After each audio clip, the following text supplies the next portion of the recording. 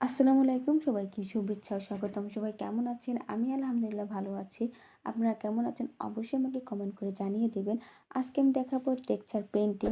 তো texture painting করার জন্য প্রথমে কিন্তু কী করতে হয়, এর আগের ভিডিওতে আমি দেখিয়েছি টেক্সচার পেইন্টিংয়ের এই যে আমি ফুলগুলো কিভাবে করেছি সেগুলো থাকছে আমার আগের ভিডিওতে পার্ট ১ এ। এটা হলো পার্ট 2। পার্ট 2 তে আমি দেখাচ্ছি কিভাবে রং করছি। তো এটাকে কিন্তু আগে সিরিঞ্জ কাগজ দিয়ে আমি ঘষে নিয়েছিলাম। তারপরে এখন রং করছি। তো আমি এখন যে রংটা করছি এটা হলো নিউটেক্স গাম পদ্ধতির রং। যদিও এই রংটা আমি নিজে বানিয়েছিলাম। এরপর আমি এখন এই যে কৌটোর ভিতরে ভরে নিয়েছিলাম সেটাই এখন রং করছি।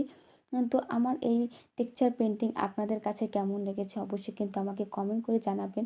এটা ছিল আমার ফার্স্ট টেক্সচার পেইন্টিং। আপনারা যদি টেক্সচার পেইন্টিং সম্পর্কে কোনো ধারণা থেকে থাকে, আমার কাজের মধ্যে কোনো ভুল ত্রুটি পেয়ে থাকলে অবশ্যই আমাকে জানাবেন।